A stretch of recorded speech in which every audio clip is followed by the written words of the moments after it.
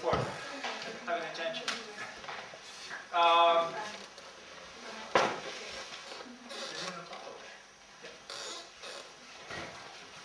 More people in line? I'm basically sitting here because Anouk thinks I'm a real practitioner. And in addition, I think she thinks I might have something sensible to say about it, which I honestly hope, for your sake. And it wasn't until I arrived here that or maybe even the day after, that I found out that I have this moment where I'm supposed to do a session about discipline and surrender. And I mean, we had a talk, and many beautiful words passed by, and these were two of them. And I like them. I like them. So I'm very, what I like about it now is just to look at my own life and to see where was the discipline and where was the surrender. And like I said, I did not have any preparation except just before we went into the integration process, and I immediately actually used the tools that Jesse offered this morning. I used the, few rational options and the emotions and the body and the the gut feeling. And there were basically three things coming up that I could do.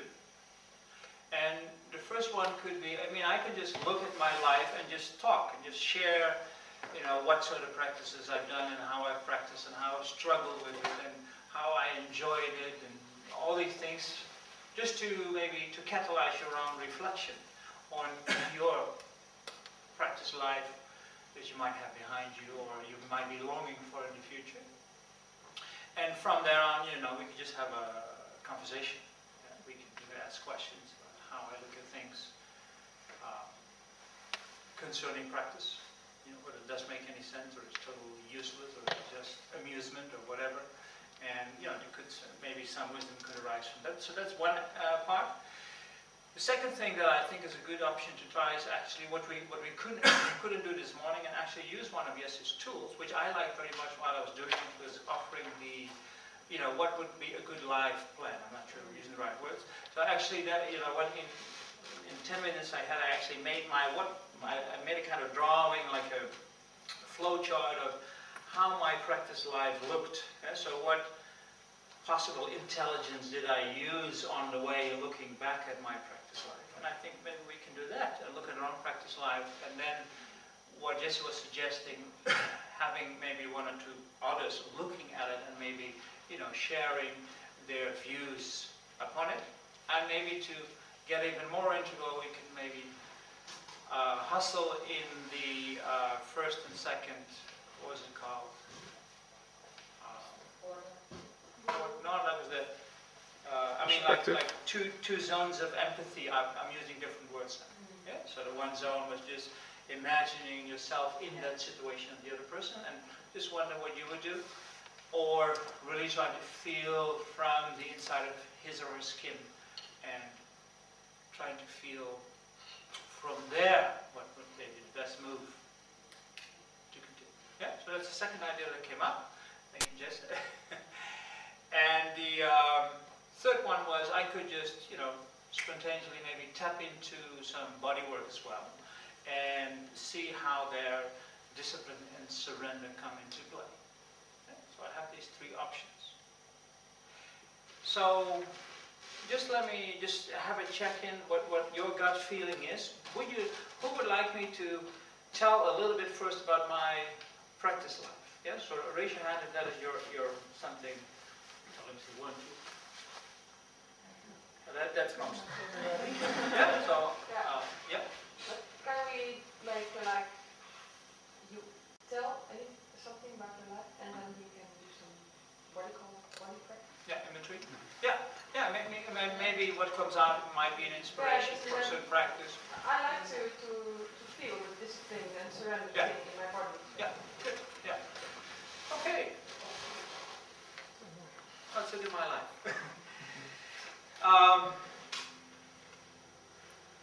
My first practice was judo, and basically I wanted to do kung fu because this was the era of Bruce Lee. And, but, you know, I had a mother, and mother always very good for the sons, and she had certain views, you know, said, like, which said martial arts are for aggressive people, and they only break stones and hurt each other. So, no kung fu for me in the beginning. And it was only maybe 4 years later when I kind of shook off the authority of my mother a little bit. And then there was another option to practice Kempo, which is very close to Kung Fu. And I started to do Shaolin Kempo. In the judo years, I had, I mean, I was quite fanatic. You know, I really loved to train, and when I was very young, I was brought into the adult group. And, you know, there were guys 2 meter this way, or well, at least 1 meter this way, yeah, and also this way. Yeah, they had a big variety of big people. And I really remember, you know, that bumping into that impossibility, just like I told this morning about the pole. You know, I said, this immovable, but I like it because he's giving me a lot back. I remember that now when I'm talking with all these big guys. You know, it was impossible. You know, I couldn't move them, and they go flip, flip, flip, flip with me. But still, how I enjoyed that struggle. And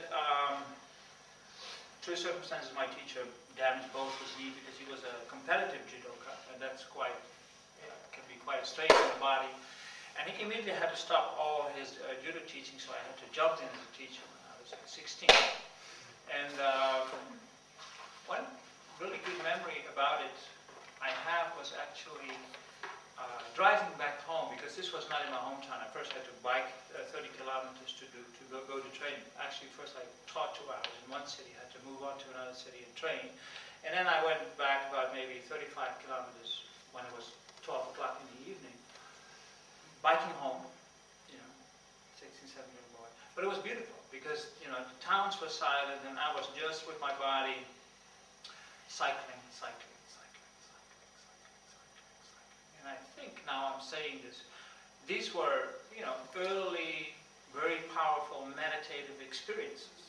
And they were really kind of, I have really serene memories. And there's actually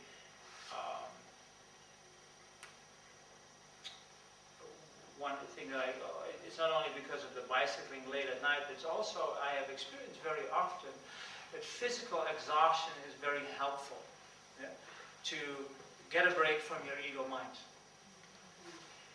And there's actually a beautiful poem by a Japanese Zen master and karate master. It's called Zenko Hishiki. I'm going to try to, if I can get it. He describes that feeling that you can have if you have really, you know, when you're really in a dedicated way, you've really given everything you got, all the energy of your body into your practice, and then going home. And this, there's 2 Japanese words in it, so I have to explain them first. One is gi. Gi means like your karate, your judo shoot. Yeah? And the other one is geta, and which means like the wooden clogs, slippers. Yeah? So in Japan they have these wooden slippers, high, and so if you walk, this is the sound. So let me see if I can get it.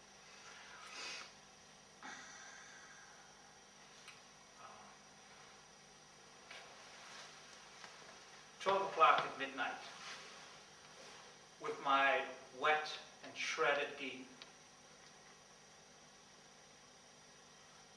I go. Only the sound of the guitar carried me home. That's so beautiful. It's hard to share. And, you know, talking about, can we do that? No, I don't think we can, because we would need maybe, you know, like 1 hour or 1.5 hour intense physical, demanding training to get there. To really exhaust, you can say, the psychophysical energies of our ego to such an extent that they release their release. Okay. So I continued with quite a few martial arts. Actually,